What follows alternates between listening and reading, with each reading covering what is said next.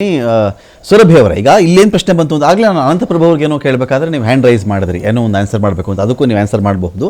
ಎರಡನೇದು ಅಂತ ಬಂದಾಗ second largest a talent pool ಇರೋದು ಎಲ್ಲಿ ಅಂತ ಹೇಳಿದ್ರೆ ಇಂಡಿಯಾದಲ್ಲಿ. Second largest a talent pool ಇರೋದೇ ಇಂಡಿಯಾದಲ್ಲಿ ಅಂತ ಬಂದಾಗ ಈ ಗ್ಲೋಬಲ್ ಎ ರೆವಲ್ಯೂಷನ್ಗೆ ಇಂಡಿಯಾ ಯಾವ ಥರ ಕಾಂಟ್ರಿಬ್ಯೂಟ್ ಮಾಡಬಹುದು, ಯಾವ ಥರ ಸಜ್ಜಾಗಬಹುದು ಅಂತ ಒಂದು ಕ್ವಶನ್ ನಂದಿದೆ.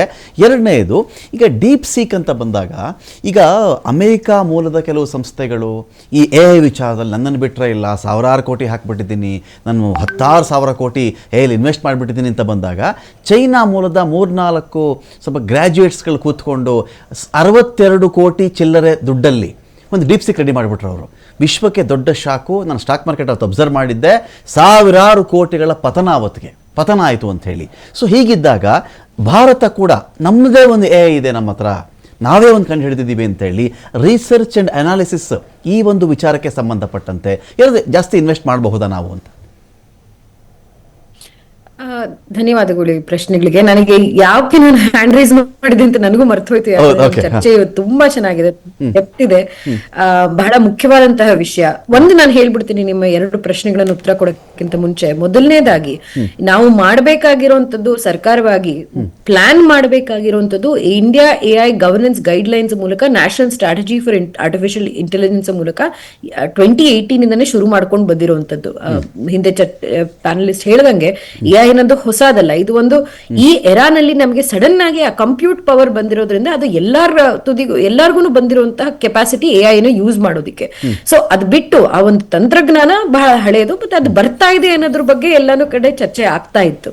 ಎರಡನೇದು, ಯಾವ ಲಾಸ್ ನ ಸ್ಟ್ರೆಂಥನ್ ಮಾಡ್ಕೊಳ್ಬೇಕು. ಇನ್ನೂ ಒಂದು ವಾರನೂ ಆಗಿಲ್ಲ ಬಹುಶಃ, ಡೀಪ್ ಫೇಕ್ಸ್ ಮತ್ತೆ ಎಐ ಕಾಂಟೆಂಟ್ ನ ಲೇಬಲ್ ಮಾಡ್ಲೇಬೇಕು ಅಂತ IT ರೂಲ್ಸ್ ನಲ್ಲಿ ಅಮೆಂಡ್ ಮಾಡಿರುವಂತದ್ದು. ಇದನ್ನು ಒಂದು ಪ್ರೊಆಕ್ಟಿವ್ ಸ್ಟೆಪ್ ಸರ್ಕಾರ ತಗೊಂಡಿದೆ. ಯಾಕೆಂದ್ರೆ ಮಿಸ್ಯೂಸ್ ನಿಜಾನೇನೆ. ಮತ್ತೆ ಪ್ರಧಾನ ಮಂತ್ರಿ ನರೇಂದ್ರ ಮೋದಿ ಅವರು ಇವತ್ತು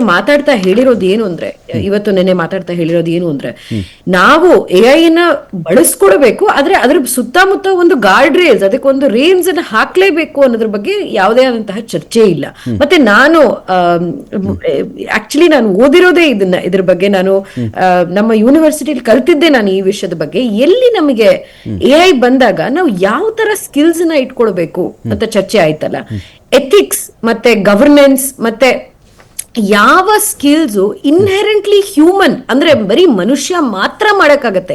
ಆ ಜಡ್ಜ್ಮೆಂಟ್ ಇದೆಯಲ್ಲ, ಎಐ ಜಡ್ಜ್ಮೆಂಟ್ ಮಾಡಿದಾಗ, ಅನಾಲಿಸಿಸ್ ಕೊಟ್ಟಾಗ, ರಿಸರ್ಚ್ ಕೊಟ್ಟಾಗ ಅದ್ ಎಲ್ಲಾನು ಇಂಟರ್ನೆಟ್ ಅಲ್ಲಿರೋ ಡೇಟಾನ ಮೂಲಕ, ಅದ್ರ ಬೇಸಿಸ್ ಮೇಲೆ. ಸೊ ಅದ್ ಯಾವುದನ್ನು ತಾನೇ ಲಾಜಿಕಲಿ ಡೆಡ್ಯೂಸ್ ಮಾಡಿದೆ ಅಂತ ಅಲ್ಲ, ಮ್ಯಾಥಮೆಟಿಕ್ಸ್ ಪ್ರಶ್ನೆ ತರ ಅಲ್ಲ ಇದು. ಇದೇನೋ ಮ್ಯಾಥಮೆಟಿಕ್ಸ್ ಕೂಡ ಹಾಗೇನೆ ಆಗತ್ತೆ. ಬಟ್ ಯಾವ ಡೇಟಾ ಆಲ್ರೆಡಿ ಎಕ್ಸಿಸ್ಟಿಂಗ್ ಇದೆಯೋ ಇಂಟರ್ನೆಟ್ ಅಲ್ಲಿ, ಅದನ್ನ ಎಕ್ಸ್ಟ್ರಾಕ್ಟ್ ಮಾಡ್ಬಿಟ್ಟು ಹೇಳುವಂಥದ್ದು. ಆದ್ರೆ ಇದು ಸರಿ, ಇದು ತಪ್ಪು ಅಂತ ಹೇಳೋ ಆ ಜಡ್ಜ್ಮೆಂಟ್ ಕೇಪಬಿಲಿಟಿ ಇದೆಯಲ್ಲ, ಮತ್ತೆ ಒಂದು ಇವಾಲ್ವಿಂಗ್ ಸಿಚುವೇಶನ್ ಅಲ್ಲಿ ಇದು ಸರಿ, ಇದು ತಪ್ಪು, ಇದು ಒಳ್ಳೇದು, ಇದು ಕೆಟ್ಟದು, ಅದು ಹ್ಯೂಮನ್ಸ್ ಮಾಡಿದ, ಮನುಷ್ಯರು ಮಾಡಿದಾಗ್ಲೂ ಅದ್ರ ಬಗ್ಗೆ ಬಹಳಷ್ಟು ಚರ್ಚೆ ಆಗುತ್ತೆ. ಆದ್ರೆ ಆ ಹ್ಯೂಮನ್ ಟಚ್ ಅಂತ ಇದೆಯಲ್ಲ, ಅಂತಹ ಸ್ಕಿಲ್ಸ್ ಜಾಸ್ತಿ ಮಾಡ್ಕೊಳ್ಬೇಕು. ನಾನು ಓದಿದ್ದು ಫಾರ್ ಎಕ್ಸಾಂಪಲ್ ಒಂದು ಬಹಳ ಜನರಲಿಸ್ಟ್ ಡಿಗ್ರಿನ, ಅಲ್ಲಿ ಯಾವುದೇ ಅಂತ ಸ್ಕಿಲ್ ಸೆಟ್ಸ್ ನ ಗ್ರೋ ಆಗೋಂತ, ಸ್ಪೆಸಿಫಿಕ್ ಸ್ಕಿಲ್ ಸೆಟ್ಸ್ ನ ಗ್ರೋ ಆಗ್ಬೇಕಾದ್ರೆ ಟೆಕ್ನಿಕಲ್ ಸ್ಕಿಲ್ ಸೆಟ್ಸ್ ಬಗ್ಗೆ 30% ಫೋಕಸ್ ಇತ್ತು ಹೊರತು 70% ಫೋಕಸ್ ಇದ್ದಿದ್ದು 10 ಜನಕ್ಕೆ ಬೇರೆ ಅಭಿಪ್ರಾಯ ಇದ್ರೆ ಅವ್ರನ್ನೆಲ್ಲ ಕೂಡಿಸ್ಕೊಂಡು ಮಾತಾಡೋದು ಹೇಗೆ, ಯಾವ ತರ ಬಾಡಿ ಲ್ಯಾಂಗ್ವೇಜ್ ಇರಬೇಕು, ಯಾವ ತರ ನೆಗೋಸಿಯೇಷನ್ ಮಾಡಬೇಕು. ಅದು ಬಿಟ್ಟು ಇಂತಹ ತಂತ್ರಜ್ಞಾನದ ಎರಾನಲ್ಲಿ ನಾವು ಜನರಿಗೆ ಏನ್ ಸಮಸ್ಯೆ ಆಗ್ಬೋದ್ರು, ಒಬ್ರನ್ನ ಎಕ್ಸ್ಕ್ಲೂಡ್ ಮಾಡ್ಬಿಟ್ರೆ ಹೇಗೆ ಸಮಸ್ಯೆ ಆಗ್ಬೋದು, ಎಥಿಕ್ಸ್ ಅಂಡ್ ಗವರ್ನೆನ್ಸ್ ಅಂದ್ರೆ ಅದರಲ್ಲಿ ಆ ವಿಚಾರ ಬರುವಂತದ್ದು.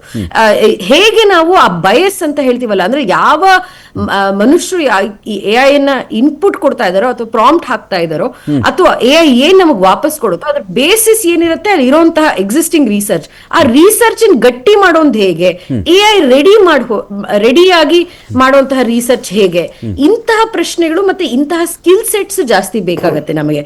ಮತ್ತೆ ನನ್ನ ಪರ್ಸನಲ್ ಎಕ್ಸ್ಪೀರಿಯನ್ಸ್ ಅಲ್ಲಿ ನಾನಿವತ್ತು 1 ವರ್ಷದಲ್ಲಿ ನನಗನ್ಸುತ್ತೆ ನಾನು 10ರಷ್ಟು ಕೆಲಸ ಮಾಡ್ತಾ ಇದ್ದೀನಿ, ಯಾಕೆಂದ್ರೆ ನನಗೆ ಎಐ ಇದೆ ಅಂತ. ಬಟ್ ಸ್ಯಾಚುರೇಟ್ ಆಗೋಗುತ್ತೆ. ಅದೇ ನಾವು ತುಂಬಾನೇ ಕ್ವಿಕ್ ಆಗಿ ಲರ್ನ್ ಮಾಡ್ಬೇಕಾಗಿರೋಂಥದ್ದು. ಇಲ್ಲಪ್ಪ ನಾನು ಆಗ್ಲೇ ಡಿಗ್ರಿ ಮಾಡಿದೀನಿ, ನಾನು ಇಷ್ಟು ಓದಿದೀನಿ, ಇನ್ನು ಓದಲ್ಲ ನಾನು ಅನ್ಕೊಳ್ಳೋ ಸಾಧ್ಯತೆ ಇಲ್ವೇ ಇಲ್ಲ.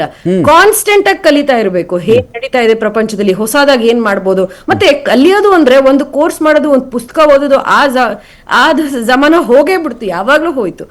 ಏನ್ ಮಾಡ್ಬೇಕಾಗಿದೆ ಅಂದ್ರೆ, ಇವಾಗ ನನಗೆ ಯಾವ್ದಾದ್ರು ಒಂದು ಸಮಸ್ಯೆ ಕಾಣಿಸಿದ್ರೆ ಆ ಸಮಸ್ಯೆ ಬಗೆಹರಿಸೋದಕ್ಕೆ ಅದನ್ನ ನಿಜವಾಗ್ಲೂ ನಾವು ಎಲ್ಲಾ ರೀತಿನಲ್ಲೂ ನೋಡ್ಬೇಕು ಅಂದ್ರೆ ಅದಕ್ಕೆ ಒಂದು ಪ್ರೋಟೋಟೈಪ್ ಮಾಡ್ಬೋದಾ, ನಾನೇ ಒಂದು ಆಪ್ ಬಿಲ್ಡ್ ಮಾಡ್ಬೋದಾ, ನಾನೇ ಒಂದು ನನಗೆ ಒಂದು ಇವಾಗ ನನಗೆ PA ಹೈರ್ ಮಾಡಕ್ ಆಗಲ್ಲ ಅಂದ್ರೆ ಒಂದು ಏಜೆಂಟಿಕ್ AI ಮೂಲಕ ನಾನೊಂದು PA ಇಟ್ಕೊಳ್ಬೋದಾ.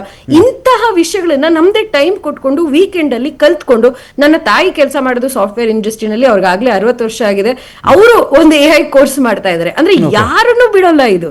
ಸೊ ಎಲ್ಲಾರು ಕಾನ್ಸ್ಟೆಂಟ್ ಆಗಿ ಕಲ್ತ್ಕೊಳ್ಬೇಕು. ಮತ್ತೆ ನಿಮ್ಮ ಕ್ಷೇತ್ರದಲ್ಲೂ ಕೂಡ ಎಷ್ಟು ನಾವು ನೋಡಿರುವಂತದ್ದು ವಿಜುವಲ್ಸ್ ಮತ್ತೆ ಅದಕ್ಕೆ ಲಾಸ್ ಅಂಡ್ ಪ್ರೊಟೆಕ್ಷನ್ಸ್ ಏನ್ ಮಾಡ್ಬೇಕಾಗಿದೆಯೋ ಅದು ಸರ್ಕಾರ ಮಾಡ್ತಾ ಇದೆ. ಆದ್ರೆ ನಿಮ್ಮ ಕ್ಷೇತ್ರದಲ್ಲೂ ಕೂಡ ಇವತ್ತು ನಾವು ರಮಾಕಾಂತನವ್ರನ್ನ ನೋಡ್ತಾ ಇದ್ದೀವಿ, ಬಹುಶಃ ಒಂದು AI ರಮಾಕಾಂತನ ನೋಡೋದಕ್ಕೆ ಒಂದು ಅವಕಾಶ ಸಿಕ್ಬಹುದೇನೋ. ಅದನ್ನ ನೀವು ತಪ್ಪು ಅಂತ ತಿಳ್ಕೊಳ್ಳದೆ ಅದನ್ನ ಹೇಗೆ ನಾವು ಬಳಸ್ಕೊಳ್ಬಹುದು ಅಂತ ಯೋಚನೆ ಮಾಡೋದಕ್ಕೆ ಮಾಡಿದ್ರೆ ಒಂದು ಇಂಟ್ರೆಸ್ಟಿಂಗ್ ಆಗಿರುತ್ತೆ. ಅಂದ್ರೆ ನೀವ್ ಯಾವತ್ತೂ ಬೇಕಾಗಿರುವಂತದ್ದು, ನಿಮ್ಮ ಯಾವ part of your skill set ಬೇಕಾಗಿದೆ ಅಂತ ನೀವು ಅದನ್ನ ಆಗ್ಮೆಂಟ್ ಮಾಡ್ಕೊಂಡು ಹೋಗ್ತಾ ಇದ್ರೆ ಎಲ್ಲರೂ ಬೆನಿಫಿಟ್ ಆಗ್ತಾರೆ. ಎರಡನೇ ಪ್ರಶ್ನೆಗೆ ನಾನು ಉತ್ತರ ಕೊಟ್ಬಿಡ್ತೀನಿ, ಜಿಯೋ ಪಾಲಿಟಿಕ್ಸ್ ಬಗ್ಗೆ. ಅದಾದ ನಂತರ ಬಹುಶಃ ಚರ್ಚೆ ಸಮಯ ಆಯ್ತೇನೋ.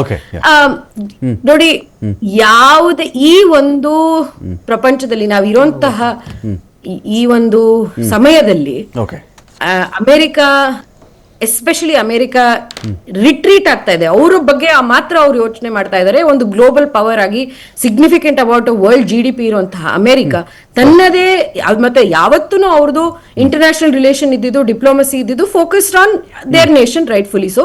ಆದ್ರೆ ಇವತ್ತು ಅಮೆರಿಕ ಎಲ್ಲ ಗ್ಲೋಬಲ್ ವರ್ಲ್ಡ್ ಆರ್ಡರ್ ಇಂದ ರಿಟ್ರೀಟ್ ಆಗ್ತಾ ಇದೆ.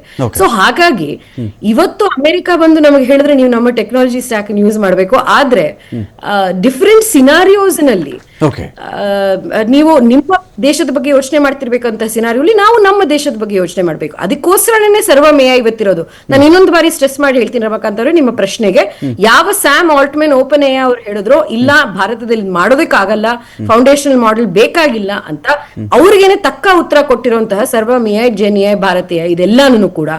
ಯಾಕೆ ಅಂದ್ರೆ ಎಲ್ಲಾ ದೇಶದ ಹಕ್ಕು AI ನಲ್ಲಿ ಇನೋವೇಟ್ ಮಾಡೋದಕ್ಕೆ, ಮತ್ತೆ ದೇಶಕ್ಕೆ ಬೇಕಾಗಿರುವಂತಹ ರಿಸೋರ್ಸ್ ಏನು ಅಂದ್ರೆ ತನ್ನದೇ ಆದಂತಹ AI ಸಾಕಷ್ಟು ಮಾಡಿದೀವ. ಇವತ್ತು ನೀವು ಟೆಸ್ಟ್ ಮಾಡಿ ಅದನ್ನ ಇನ್ನು ಚೆಕ್ ಮಾಡಬೇಕಾಗಿದೆ, ಮತ್ತೆ ಬಿಲ್ಡ್ ಮಾಡ್ತಾರೆ ಅನ್ನೋ ಕಾನ್ಫಿಡೆನ್ಸ್ ಇದೆ. ಮೋದಿಜಿ ಅವ್ರ ಜೊತೆಗಿದ್ದಾರೆ, ಮತ್ತೆ ಸರ್ಕಾರ ಅವ್ರ ಜೊತೆಗಿದೆ, ಜನ ಎಲ್ಲರೂ ಅವ್ರ ಜೊತೆಗಿದ್ದಾರೆ ಅಂತ ನಾನು ಭಾವಿಸ್ತೀನಿ. ಅನಂತರ ಕ್ವಿಕ್ ಆಗಿ ಒಂದು 30 ಸೆಕೆಂಡ್ಸ್ ಅಂತ, ಜಾಸ್ತಿ ಸಮಯ ಇಲ್ಲ, ಒಂದು ಕ್ವಶನ್ ಕೇಳಲೇಬೇಕಿತ್ತು, ಕೇಳ್ಬಿಡ್ತೀನಿ ನಾನು ನಿಮಗೆ. ಯಾರಾದರೂ ಈ ಒಂದು ಕಲಿಬೇಕು ಅಂತ ಬಂದರೆ ಯಾವ್ಯಾವುದ್ರ ಬಗ್ಗೆ ಸ್ಕೋಪ್ ಇದೆ, ಯಾವ್ಯಾವ್ದು ಕಲ್ತ್ಕೊಳ್ಬೇಕಾಗುತ್ತೆ, ಇಮಿಡಿಯೇಟ್ ಕೋರ್ಸ್ಗಳ ರೀತಿಯಲ್ಲಿ ಏನಾದರೂ ಇದೆಯಾ ನಮ್ಮಲ್ಲಿ ಅಂತ ಕ್ವಿಕ್ ಆಗಿ?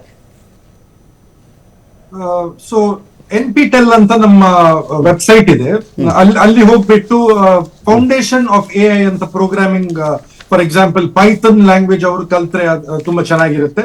ಆಲ್ಸೋ ಎಡ್ಎಕ್ಸ್ ಇರ್ಬೋದು, ಕೋರ್ಸೇರಾ ಇರ್ಬೋದು, ಇಲ್ಲಿ ಬೇಸಿಕ್ ಲೆವೆಲ್, ಇಂಟರ್ಮೀಡಿಯೇಟ್ ಲೆವೆಲ್ ಮತ್ತೆ ಅಡ್ವಾನ್ಸ್ ಲೆವೆಲ್ ಅಂತ ಇರುತ್ತೆ. ಸೊ ಕೆಲವರು ಏನ್ ಮಾಡ್ತಾರೆ, ನಾನು ಎಲ್ಲ ಒಂದೇ ಸರ್ತಿ ಕಲಿತೇನೆ ಅಂತ ಹೇಳಿ ಅಡ್ವಾನ್ಸ್ ಲೆವೆಲ್ ಹೋಗ್ತಾರೆ, ಅವ್ರಿಗೆ ಏನು ಅರ್ಥ ಆಗಲ್ಲ.